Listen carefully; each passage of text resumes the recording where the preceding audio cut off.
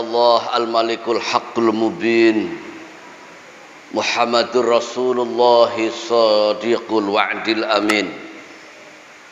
Subhanaka la ilma lana illa ma 'allamtana innaka antal alimul hakim. Rabbi inni lima anzalta ilayya min khairin faqir.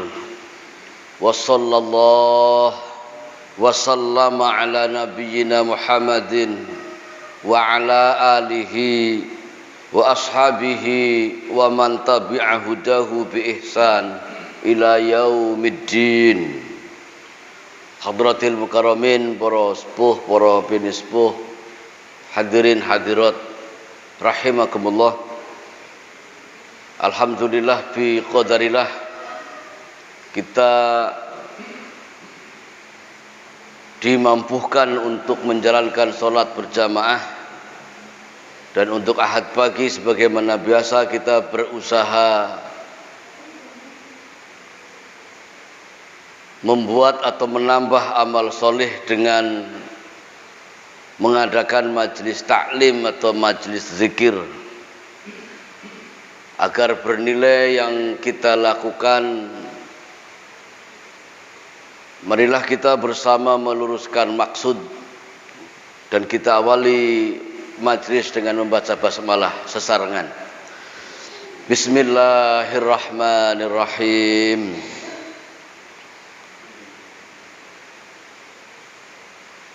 Dan pada kesempatan yang semoga Allah memberkahi ini, tak lupa kita bermunajat.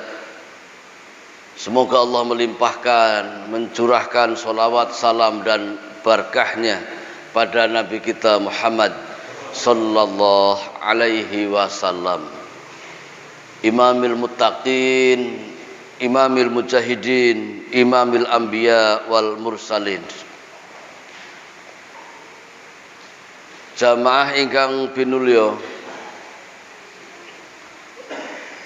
berkenaan dengan watak atau ciri-ciri daripada orang-orang yang memiliki penyakit di dalam hatinya, matur nuwun, yakni sebagaimana ditafsirkan di awal surat Al-Baqarah, yang mana dilukiskan mengenai hati yang pelakunya memiliki kebiasaan banyak melakukan dosa. Dan kemarin digambarkan seperti telapak tangan, setiap berbuat dosa maka nekuk satu, berbuat dosa lagi nekuk yang lainnya, berbuat dosa yang lainnya lagi nekuk yang lainnya. Selalu berbuat dosa maka akhirnya melipat semua, menggenggam semua. Dan jika sudah menggenggam, berbuat dosa lagi semakin kuat dan semakin kuat. Dan ini digambarkan oleh Imam Mujahid berkenaan dengan hati manusia laksana telapak tangan yang mestinya normal bisa dipakai, tapi jika menggenggam erat maka akan bermasalah tangannya. Qala Ibnu Jarir, Imam Ibnu Jarir menyatakan, innama makna qaulihi, sesungguhnya tidak lain makna dari firman Allah Ta'ala, khatamallahu ala qulubihim, Allah mengunci mati hati mereka, ikhbarun minallahi an takabburihim. Ini adalah merupakan pemberitahuan, merupakan berita dari Allah tentang kesombongan mereka, wa i'radihim, dan pembangkangan, anil istima'i, dan mereka enggan untuk mendengarkan, lima du'u ilaihi minal haq, enggan untuk mendengarkan semua yang diserukan kepadanya dari seluruh perkara-perkara yang benar, dari seluruh perkara-perkara yang hak, yang didengungkan, yang diserukan kepadanya. Iqradihim anil istima', mereka melakukan pembangkangan, tidak mau mendengarkan, menolak untuk mendengarkan kebenaran. Kama yuqalu inna fulanan la asamma an hadzal kalam, sebagaimana ungkapan tentang seseorang yang dikatakan bahwa dia itu bisu, tidak bisa berbicara. Idzam tana'a min simaihi, saat ia tidak mau mendengar.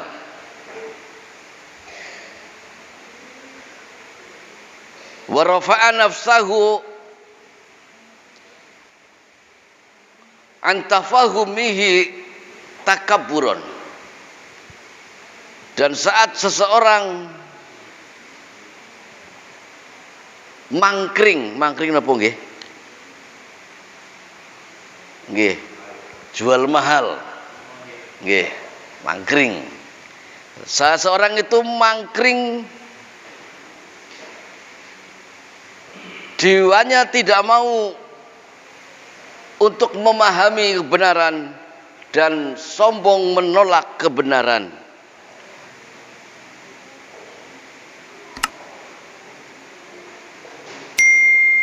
Wa hadza la yasih, namun sebagian menyatakan hal ini tidak benar. Li annallaha qad akhbara anahu huwa alladzi khatama ala qulubihim, sebab Allah Ta'ala yang telah memberitakan bahwa Allah yang menutup, yang mengunci mati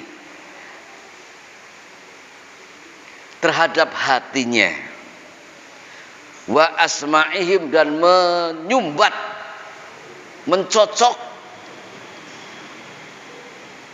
pendengarannya. Qultu wa qad atanabaz zamahsyir, Imam Az-Zamakhsyari telah mengulas fi takriri, mengenai keputusannya maraddahu Ibnu Jarir hahuna, berkenaan dengan Ibnu Jarir menolak tentang semata-mata Allah yang mengunci mati. Wa ta'wilal ayati min khamsati aujuh, takwil daripada surat Al-Baqarah tentang khatamallah ala qulubihim setidaknya memiliki 5 penjelasan atau 5 hipotesis. Wa kulluha dhaifah, namun semua terkait hipotesis ayat dengan 5 pentakwilan itu dinilai dhaif sekali. Wa ma jarra'ahu ala dzalika illal i'tizaluh, tidak ada yang membangkang menolak penakwilan tentang ayat tadi kecuali orang-orang Mu'tazilah. Dados teng ayat khatamallahu ala qulubihim ini ditakwilkan mentah, artinya apa adanya, letterlek, bahwa Allah yang mengunci mati hati mereka, yang melakukan perbuatan mengunci mati hati adalah sinten? Allah.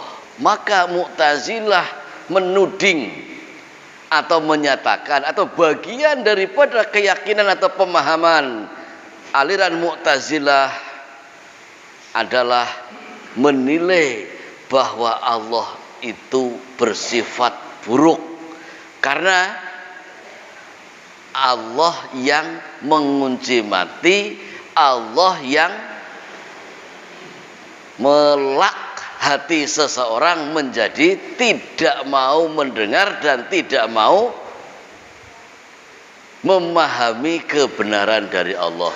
Worang-wurungnya Allah menurunkan kebenaran agar dipakai, tapi Allah mengunci mati orang agar tidak mendengar dan tidak mau memahami kebenaran. Dan saat Allah mengunci mati itu, orang-orang Mu'tazilah menilai bahwa Allah memiliki sifat yang buruk atau jahat, punya kebiasaan mengunci mati hamba-hambanya dari mendengar dan memahami kebenaran.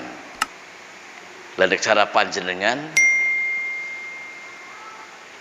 di ayat tadi khatamallahu ala qulubihim, kalau terjemah apa adanya betul, Allah mengunci mati hati mereka.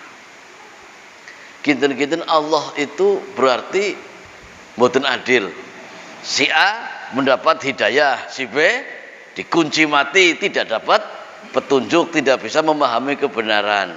Berarti Allah pilih kasih nama kepribun. Lah kan? Nah, dengan demikian maka terjadilah banyak pemahaman mengenai sifat-sifat Allah.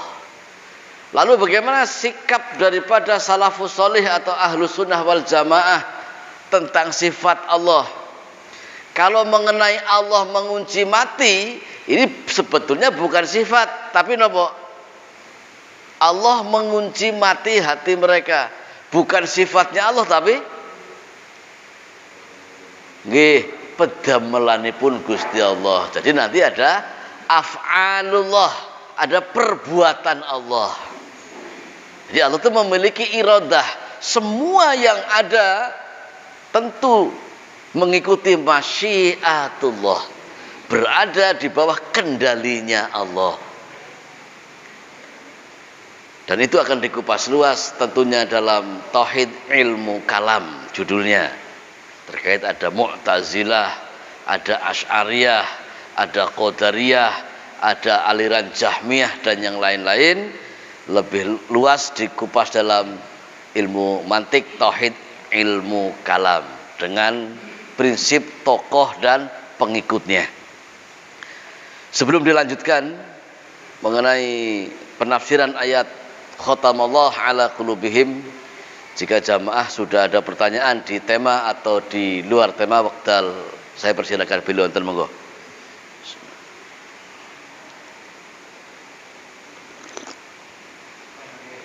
Tafadhol, monggo Haji. Waalaikumsalam warahmatullahi wabarakatuh.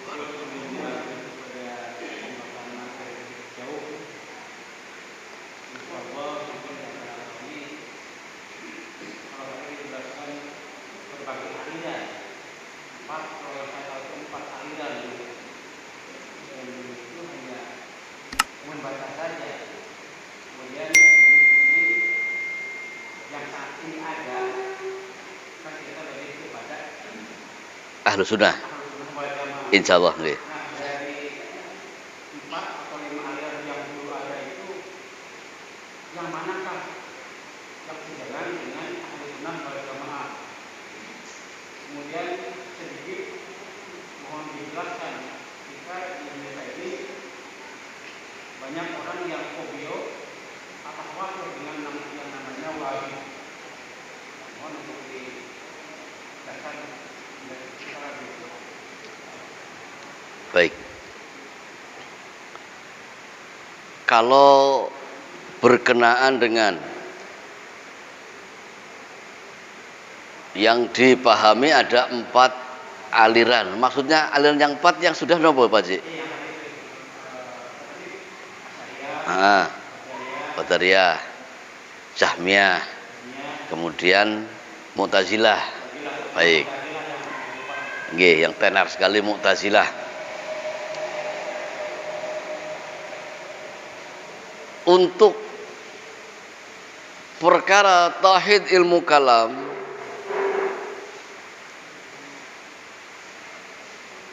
berkenaan dengan tauhid asma was sifat, sebagaimana para sahabat radhiyallahu anhum ajma'in memiliki prinsip terlepas dari aliran yang manapun, mensikapi penakwilan atau pentafsiran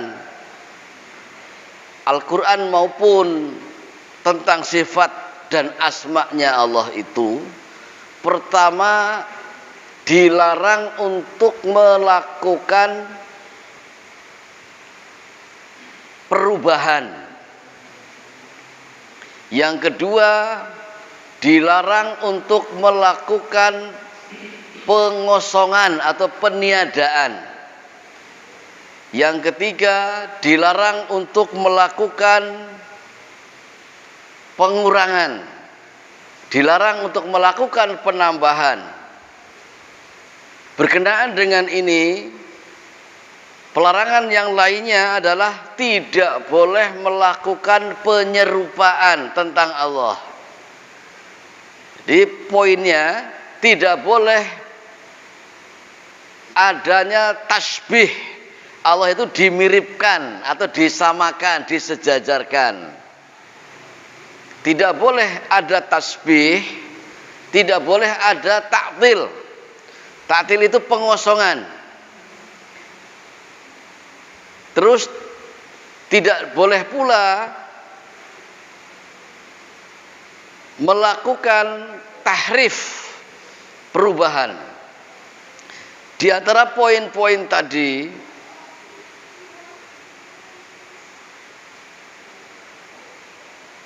Mu'tazilah yang memiliki pemikiran Allah itu berarti melakukan perbuatan yang buruk, di mana hambanya dikunci mati hatinya di antaranya, maka muncullah aliran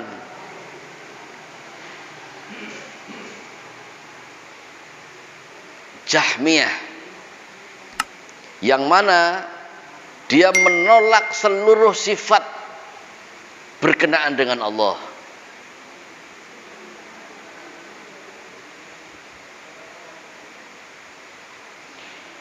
Kalau Mu'tazilah tadi melakukan penambahan pemikiran semaunya, dan kalau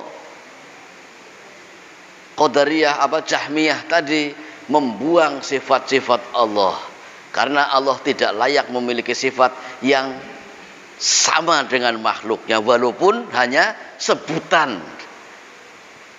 Allah pengasih, hambanya juga pengasih. Allah pemaaf, hambanya juga pemaaf, artinya memaafkan. Nah, kalau sifat-sifatnya sama, meskipun hanya penyebutannya, maka ini ditolak oleh aliran Jahmiyah.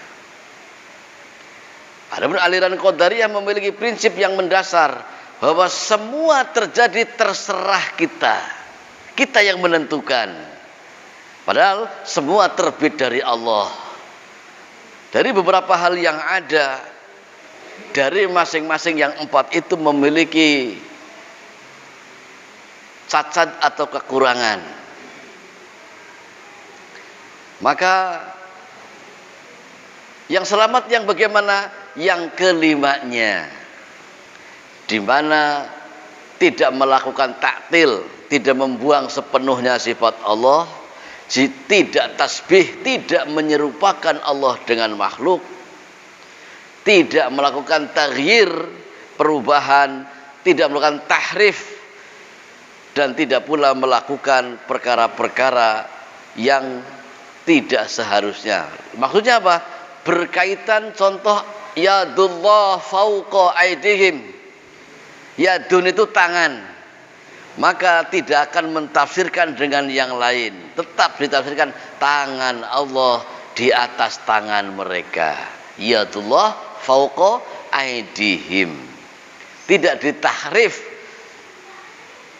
tidak dirubah maknanya. Dan sebagian dengan gampang mengatakan yadullah artinya adalah kekuasaan Allah. Dan para sahabat radhiyallahu anhum ajma'in tidak satu pun yang mengartikan tangan Allah dengan kekuasaan Allah. Maka yang selamat sesuai prinsip Ahlussunnah wal Jamaah tidak melakukan penyerupaan, tidak membuang atau mengosongkan, tidak merubah, dan tidak melakukan penyimpangan. 4 prinsipnya itu, tidak taktil, tidak taghyir, tidak tahrif, dan tidak pula tasbih kepada asma dan sifat Allah Ta'ala dan takwilnya mengenai ayat. Sementara begitu Pak Cik. Oke, jadi dan ini umum. Yadullah fawqa aydihim diartikan dengan kekuasaan Allah di atas kekuasaan mereka. Sementara para sahabat tidak ada yang mentakwilkan yadullah dengan kekuasaan. Demikian pula banyak ayat yang bisa dinilai mutasyabihat, yang belum jelas pentafsirannya ditafsirkan. Di antaranya adalah tangan Allah di atas tangan mereka diartikan dengan kekuasaan. Demikian pula nanti istiwa. Ar-Rahmanu 'alal 'arsy istawa. Allah yang Maha beristiwa di atas arsy. Pun sama, istiwa diartikan dengan istaula, Allah Ta'ala berkuasa di atas arsy. Dan pentakwilan yang seperti ini tentu melenceng dari prinsip para sahabat radhiyallahu anhum ajma'in. Ini prinsip salafus salih atau ahlus sunnah wal jamaah, tidak melakukan tahrif, tidak melakukan taktil, tidak melakukan taghyir dan tasbih tentang tafsir maupun asmanya Allah. Sementara begitu Pak Cik. Ada yang lain? Belum? Baik, kalau belum kita melanjutkan dulu. Dan insyaallah seperti yang saya sampaikan tadi, dimaksimalkannya saat membahas tauhid ilmu kalam.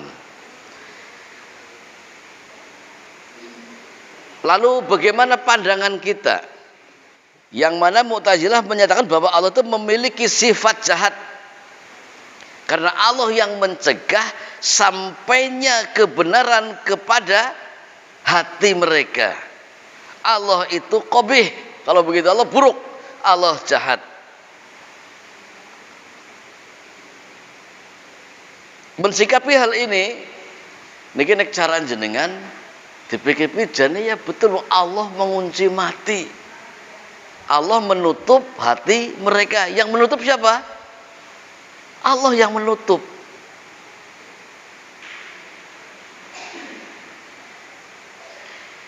Tetapi tidak boleh mentafsirkan atau memahami bahwa Allah itu jahat. Lawang hambanya kok ditutup, dikunci mati, di mana kebenaran tidak akan sampai kepada mereka. Allah yang mencegah sampainya kebenaran kepada mereka. Tidak bisa mendengarkan dan tidak bisa memahami kebenaran. Lalu benernya kepripun nih? Ayatnya jelas, Allah mengunci mati hati mereka. Khatamallah ala qulubihim. Maka Mu'tazilah menilainya Allah itu jahat, wong hambanya kok dikunci mati. Ini cara jenengan jahat napa mboten? Kenapa mboten? Allah mengunci mati. Yang berbuat ini Allah mutlak. Nah, contoh lain, ada pemahaman semua atas izin Allah. Sering mendengar mboten pernyataan itu? Semua atas izin Allah. Berarti si A waktu mencuri diizinkan oleh Allah. Si B waktu melayani tamunya di tempat PSK itu atas izin Allah. Kalau kalimatnya semua atas izin Allah.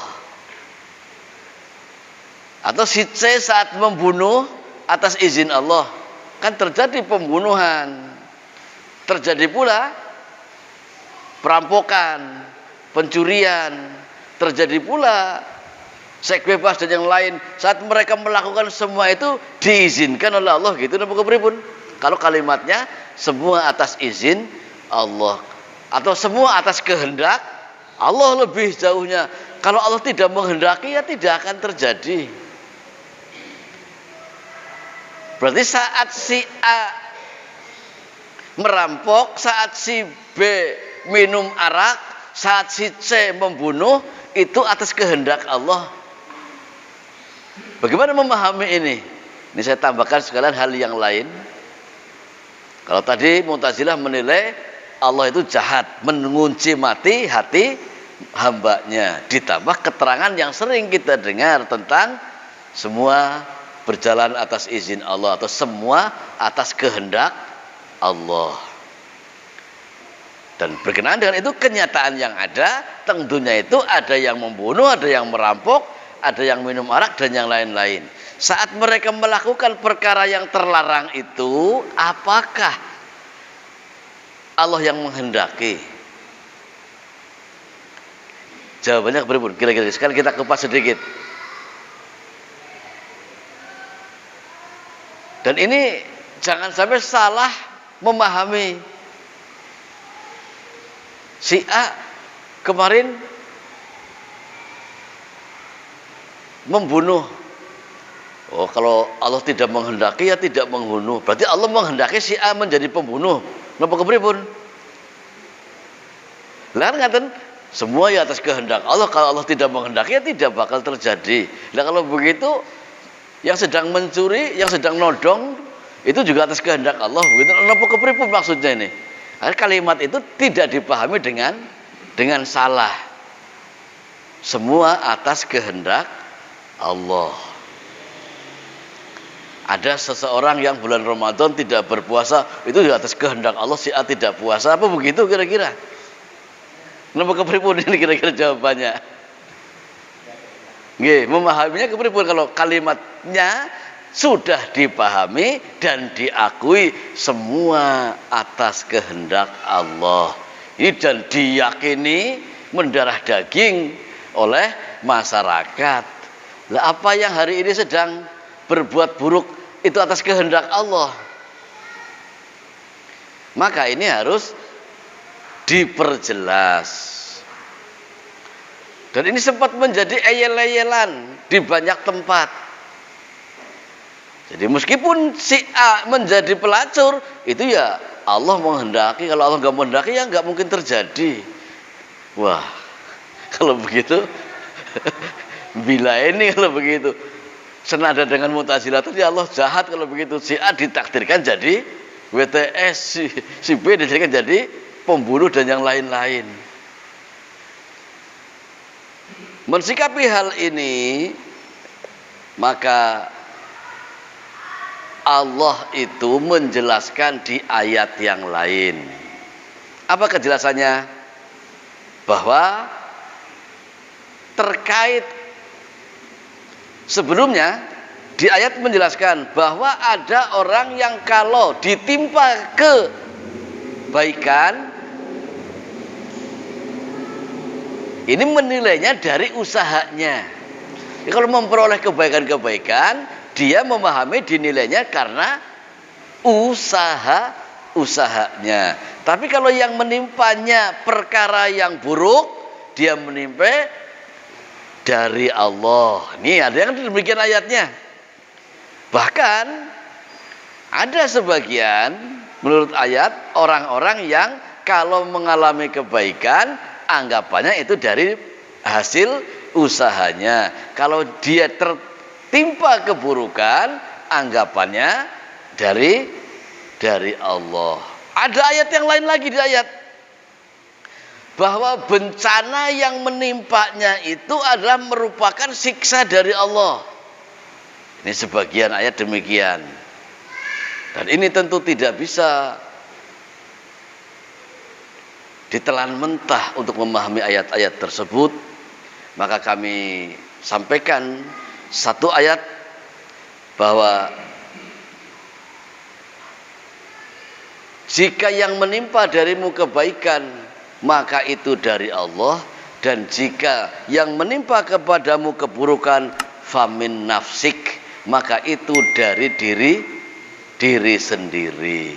Ini ayatnya seperti itu. Jadi tentang si A menjadi pelacur, si B menjadi pembunuh, si C menjadi perampok, ini bukan dari Allah tapi dari diri sendiri. Demikian ayat salah satunya menerangkan tentang memudahkan untuk mensikapi. Jadi keburukan dari diri sendiri, kebaikan dari Allah. Akan tetapi kebaik dan buruk semua terbit dari Allah. Dia agak melintir-melintir. Nah, katanya tadi yang baik dari Allah, yang buruk dari diri sendiri. Sekarang tinggal muncul kesimpulan semua sumbernya atau terbit dari Allah. Gimana memahaminya? Tadi untuk menjelaskan tentang semua atas kehendak Allah, coba digarisbawahi dengan ayat di mana perkara yang baik dari Allah, yang buruk dari diri sendiri, itu ayat. Tetapi harus dipahami bersama, seluruhnya yang baik maupun yang buruk terbitnya dari Allah. Maksudnya kepribun ini? Yang baik dan yang buruk terbitnya dari Allah, malah bukan dari mana-mana. Semua dari Allah.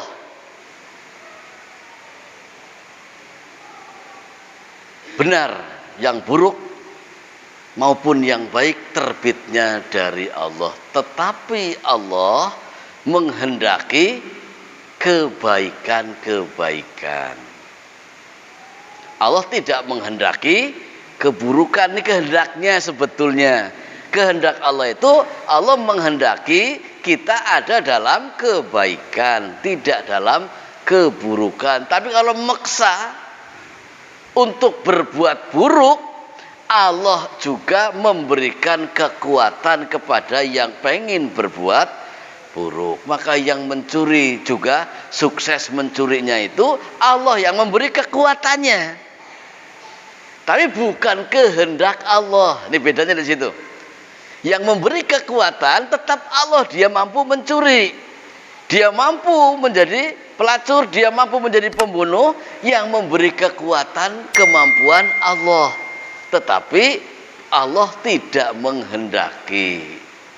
Jadi bukan kehendak Allah. Beda. Yang menguatkan Allah, tapi Allah tidak menghendaki. Yang Allah kehendaki adalah yang baik-baik. Nah, jadi demikian saat seseorang dimampuhkan atau sukses mencuri, ini bukan kehendak Allah, kehendak orang tersebut. Tetapi begitu dia pengen mencuri, Allah menguatkan dia mencari rezeki melalui cara mencurinya. Allah itu nganter, Allah menghantarkan sesuai keinginan hambanya. Tapi ada konsekuensi sebab akibat, ngunduh woeng pakarti, nantinya akan mendapatkan imbalan dari yang dilakukan. Dan Allah tidak memaksa hambanya.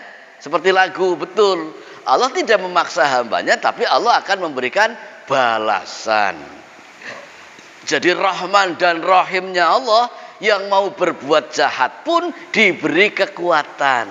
Tapi aslinya Allah sudah memberi filter di dalam jiwanya. Saat seseorang mencuri, tidak satu pencuri pun yang mengatakan ini amalan baik. Saat seseorang membunuh, tidak ada orang yang menyatakan membunuh itu baik. Saat seseorang lacur, tidak satu orang pun yang mengatakan ini amal soleh. Tetap hati kecilnya, kalau bahasa kita, mengakui ini sebuah kesalahan. Itulah filter yang Allah Ta'ala berikan. Tetapi kalau terbiasa melakukan yang terlarang, satu kali berbuat, nekuk satu. Satu kali berbuat lagi, nekuk lagi. Lama-lama genggam, tidak bisa berfungsi untuk melakukan apapun karena tangannya menggenggam erat, artinya hatinya terkunci mati. Jamaah ingkang pinulya, berkenaan dengan ini, memahami bahwa Allah adalah jahat karena menutup, mengunci mati hati mereka. Tentu kalau memahami ayat yang lain, ini tadi kita melipir sedikit, tapi ini pun sama. Bagaimana Mu'tazilah memahami seperti itu? kalau mereka mau melihat ayat yang lain, insya Allah tidak memahami Allah jahat, Allah mengunci mati mereka, tidak bisa mendengar dan tidak bisa memikirkan kebenaran. Karena di ayat yang lain Allah Ta'ala berfirman, falamma zaghu azaghallahu qulubahum. Surat As-Saff ayat 5. Setelah mereka melakukan kebengkokan, setelah mereka melakukan penyelewengan, azaghallahu qulubahum, maka Allah menyelewengkan, membengkokkan hati mereka. Ini saat Musa berdakwah pada umatnya Bani Israel di bawah Fir'aun, sampai Musa bertanya, ya qaumi lima tu'dzunani wa qad ta'lamuna anni rasulullahi ilaikum. Wahai kaumku, kenapa kamu sekalian menyiksa, menyakiti, menzolimiku, padahal kamu sekalian telah mengerti bahwa aku adalah Rasulnya Allah, utusan Allah kepada kamu sekalian. Dan di penghujung ayatnya, ayat keempat, falamma zaghu azaghallahu qulubahum. Di ayat berikutnya, ayat kelimanya, Allah menyatakan setelah kaumnya Musa, yakni Bani Israel yang ada bersama dengan Fir'aun waktu itu, mereka melakukan penyelewengan, bengkok, maka Allah membengkokkan hati mereka. Lihat ayat tadi, ada sebab akibat napa mboten? Setelah mereka menyeleweng, setelah mereka menceng, maka Allah memencengkan hatinya. Saat yang memencengkan hati siapa? Nah, yang memencengkan hati Allah, betul. Tapi ada sebab mboten? Nah, sebab mereka itu menginginkan hal yang bengkok, maka Allah membengkokkannya. Nah, ini termasuk kepada hal-hal buruk yang lain tadi. Saat mereka pengen mencuri, Allah menguatkan mereka jadi pencuri. Saat mereka pengen zina, Allah menguatkan mereka jadi pezina. Saat mereka mau membunuh, Allah menguatkan dia menjadi pembunuh. Jadi Allah tidak menghendaki, tapi memberi kekuatan, kemampuan kepadanya untuk berbuat. Kalau Allah menghendaki semua baik, itu barang gampang buat Allah Ta'ala. Tapi Allah menguji semua ini. Dan setelah siapapun bengkok hatinya, maka Allah membengkokkannya. Falamma zaghu azaghallahu qulubahum. Setelah mereka membengkokkan hatinya, Allah pun membengkokkan sekalian. Jadi bukan Allah yang tidak adil. Si A lurus dengan hidayah, si B bengkok dengan kesesatannya, dengan dolalahnya. Akan tetapi Allah itu nganter, Allah itu menghantar sesuai keinginannya. Begitu pengen bengkok, maka dibengkokkan oleh Allah. Jadi bukan Allah tidak adil. Falamma zaghu azaghallahu qulubahum.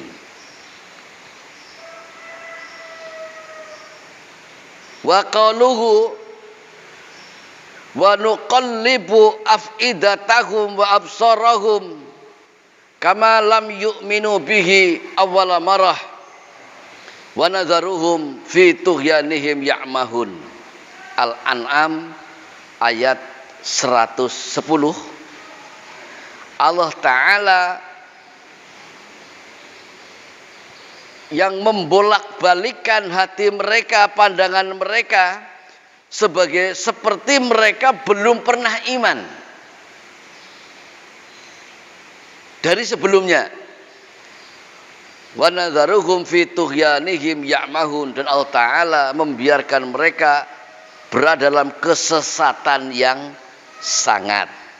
Hal ini pun dilakukan setelah mereka yang membengkokkan dirinya. Allah kemudian membalikkan hatinya, membalikkan pandangannya, sebagaimana mereka belum pernah iman sama sekali sebelumnya.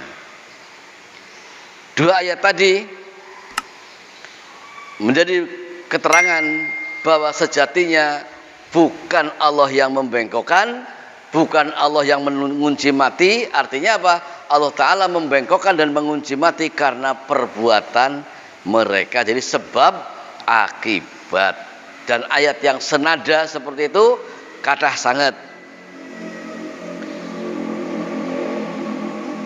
Yang menunjukkan bahwa Anallaha Ta'ala innama khatama ala qulubihim wa hala bainahum wa bainal huda jazaan wifaqan ala. Sesungguhnya Allah mengunci mati hati. Ini semua terjadi di antara mereka setelah mereka memang hengkang dari petunjuk, dan ini semua merupakan jazaan wifaqon, balasan yang setimpal.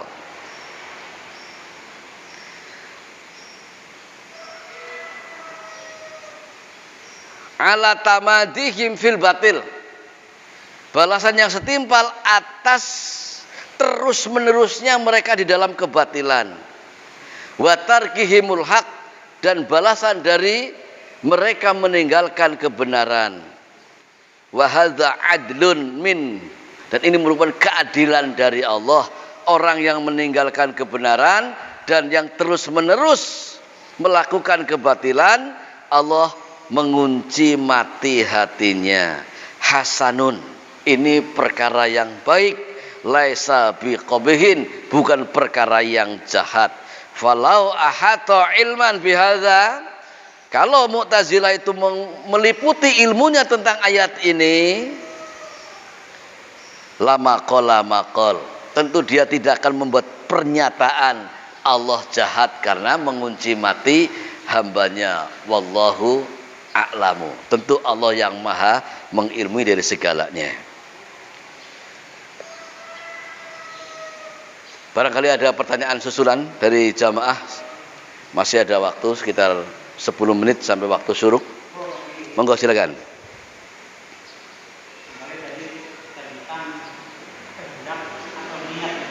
Kehendak nggih.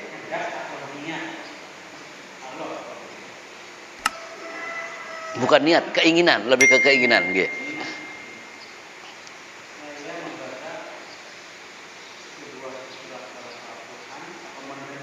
Nggih.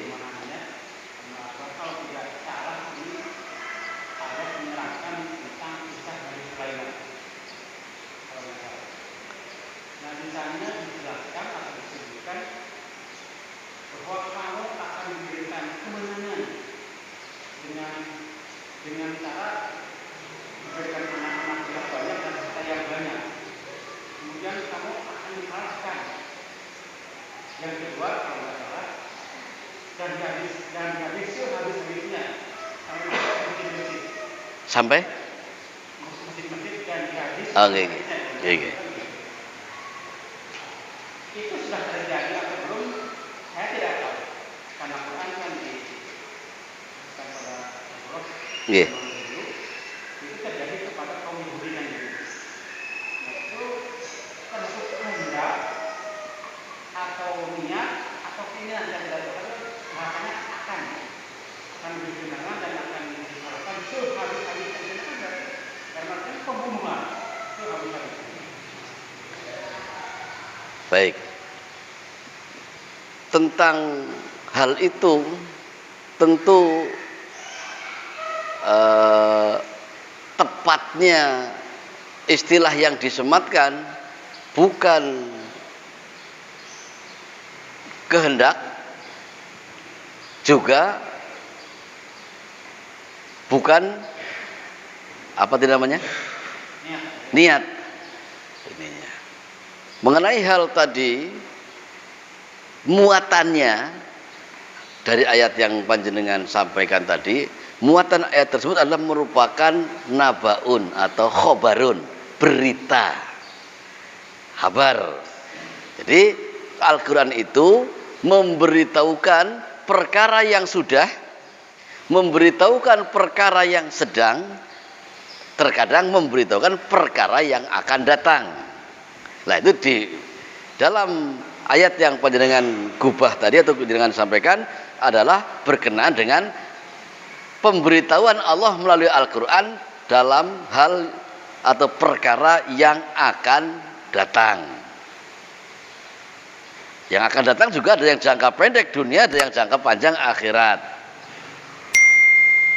Tetapi yang diberitahukan oleh Allah seperti itu bukan semata-mata kehendak Allah.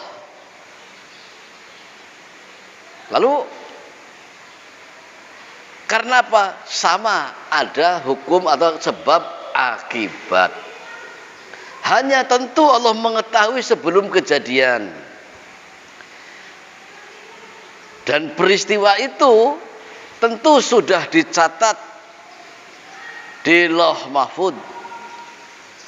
Kataballahul maqadirul khalaiq. Allah Ta'ala telah menetapkan takdir seluruh makhluk sampai kiamat nanti.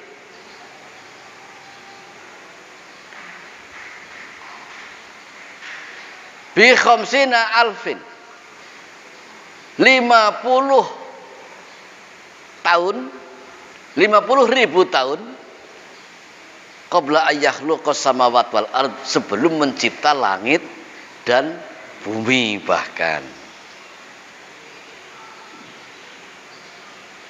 hanya wahyu yang sekaligus merupakan mukjizat bagi Kanjeng Nabi. Di situ ada yang diberitahukan khabar dari Allah Ta'ala tentang akan terjadinya peristiwa-peristiwa. Termasuk banyak yang begitu Pak Haji dalam ayat yang lain, bahwa kamu sekalian akan menaklukkan negeri Rum. Di mana? Di adnal ardi. Waktu itu Rasulullah masih ada. Dan Rasul, kalau kita bisa hanya melihat seperti itu, Rasul kayak dukun ya, berarti memberitahu yang belum terjadi. Padahal katanya Rasul tidak tahu apa yang bakal terjadi. Ini Rasul diberitahu oleh Allah tentang kejadian yang akan terjadi. Karena Quran itu mengandung perkara-perkara yang sudah, yang sedang, dan yang akan. Ini justru menunjukkan nubuah kerasulan Rasulullah dan menunjukkan mukjizat Al-Quran. Dan betul, Rum ditaklukkan di era Umar bin Khattab, di daerah klimaks hancurnya mereka ditumpas, ditaklukkan di wilayah yang secara geografis terendah di muka bumi hari ini, dataran terendah saat ditaklukannya Romawi, adnal ardi, bumi yang paling rendah datarannya. Jadi muatan yang ada tentang ayat-ayat yang senada, ini saya tambahkan tadi tentang penaklukan Rum di dataran bumi yang terendah, ini tentu tidak semata-mata dari kehendak Allah, tapi merupakan apa? Perjalanan maqadirul makhluqat, perjalanan takdir atas makhluk. Dan takdir Allah ciptakan itu seadil-adilnya. Allah hanya mencatatkan kejadian yang bakal terjadi. Bukan si A mendapat hidayah, si B sesat, si A neraka, si B surga. Kalau begitu Allah tidak adil, sama-sama makhluknya, maka ditakdirkan yang satu neraka, yang satu surga. Tapi semua sebab akibat, dan Allah tahu meskipun ahli ibadah endingnya dia ke neraka. Kenapa? Di akhirnya akan melakukan perkara yang tidak layak ke surga. Meskipun dosanya sebesar setinggi langit, tapi dia takdirnya ahli surga. Karena apa? Allah sudah tahu endingnya dia akan menjadi hamba Allah yang layak dimasukkan ke surga. Dan Allah sudah tahu sebelum kita ada, bahkan sebelum adanya langit dan bumi. Kan Allah meliputi segala sesuatu ilmunya. Begitu Pak Haji. Berkenaan dengan peristiwa-peristiwa itu adalah bukan Allah yang menghendaki, tetapi tidak luput dari sebab akibat, dan itu merupakan pembeberan, dibeberkan sebagian takdir oleh Allah Ta'ala. Begitu sementara. Kalau ada susulan, monggo. Iya. Jadi kalau kita kaitkan dengan yang lain-lain termasuk pada hal-hal Yang kecil. seperti bahwa jodoh pasti Iya. akan tradisi Iya. mungkin seperti itu. Ya bukan mungkin, memang begitu. Iya, hanya saya tambahkan tentang pencatatan kan saat bayi umur 4 bulan kandungan atau 120 hari. Allah Ta'ala meniupkan ruh, kemudian mengutus malaikat suruh menetapkan, mencatat angkita birizkihi wa ajalihi wa amalihi syaqiyun au sa'idun. Mencatat ketetapan mengenai rezeki si jabang bayi, mengenai ajal si jabang bayi atau umurnya, mengenai amalnya dan begja dan cilakanya. Secara global itu yang menjadi catatan di 4 bulan kandungan. Tapi pencatatan itu bukan awal pencatatan takdir. Karena apa? Sebelum ada langit bumi, takdir itu sudah ada di buku induknya. Jadi ada ayah buku gede kalau ada buku kitab induk yang mencatat seluruh takdir. Maka ada takdir yang diturunkan, dicatat ulang saat bayi umur 4 bulan. Ada yang diturunkan lagi takdir tahunan. Kapan dicatatnya atau diulang. Jadi bukan takdir sampai kiamat, takdir tahunan. Saat ada ingat? Takdir tahunan, kapan dicatatnya? Kalau itu nunggu orang hamil 4 bulan tadi. Takdir tahunan, kapan pencatatannya oleh malaikat? Saat Lailatul Qadar, tanazzalul malaikah. Malaikat turun pada malam Lailatul Qadar, waruh dan malaikat Jibril bi amri rabbihim, dengan membawa perintah atau perkara dari Allah, mingkuli amr, dari seluruh perkara. Jadi di malam Lailatul Qadar adalah malam ketetapan atau penetapan takdir-takdir makhluk tahunan. Nah, jadi ada takdir total semua dari awal makhluk sampai kiamat. Itu di buku induknya di Lauh Mahfuz. Sebelum ada langit bumi. Tapi ada takdir tahunan, ada takdir tiap ada yang hamil dan yang lain-lain. Ini menurut pengulangan saja. Bagian dari pencatatan takdir awal diulang di waktu itu. Jadi termasuk rezeki kita, termasuk pertemuan kita di sini, termasuk berjodohnya jenengan dengan si fulan dan yang lain-lain, tentu tidak lepas dari ketetapan.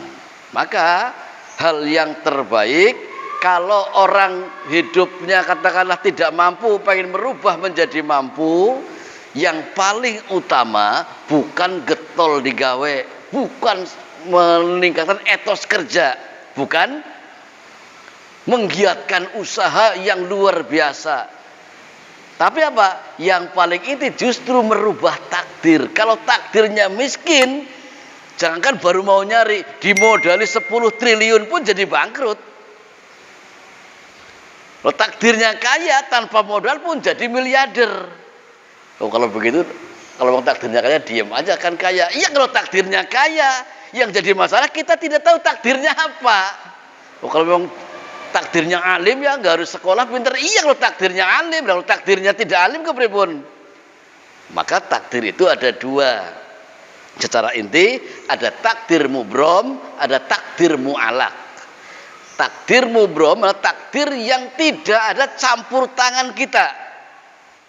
Kayak kita keluar dari perut ibu kita, itu dokter manapun nggak bisa mindahkan takdirnya. Waduh, coba kalau kita keluar dari perut ibu Tin Soeharto nggak kayak begini keadaannya. Itu takdir kita keluar dari perut ibu kita. Terus takdir kematian, mati di mana umur berapa, tidak ada yang bisa turut campur tangan. Dan ada takdir mu'alak, takdir yang ada campur tangan kita. Ini takdir mu'alak. Ini biar memahami takdirnya tidak satu. Jadi ada takdir yang mutlak tanpa campur tangan kita, ada takdir yang ada campur tangan kita. Tentang mati, aina ma takunu yudrikumul maut. Ini takdir mubrom, tanpa campur tangan kita.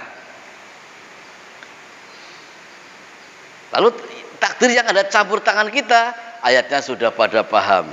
Allah tidak akan merubah nasib satu kaum sehingga mereka merubahnya. Ini memang ada takdir yang ada campur tangan kita. Surat Ar-Ra'd ayat 11. Innallaha la yughayyiru ma biqaumin hatta yughayyiru ma bi anfusihim. Ini terkait takdir mu'alaq, takdir yang ada keterkaitan kita di dalamnya. Nah, kalau terkait usaha keras, berarti dia sedang berusaha merubah takdir yang mu'alaq. Tapi tidak bisa merubah takdir yang mubrom. Yang bisa merubah takdir yang mubrom siapa? Bukan ilmu kita, bukan kerja keras kita, tapi apa? Doa kita. Maka kata Imam Ahmad dalam hadisnya menyatakan takdir dan doa itu balapan. Kalau si A ditakdirkan tanggal 10 Juni cilaka, kebakaran umpamanya. Sebelum 10 Juni doanya sangat kuat, berlindung dari takdir yang buruk.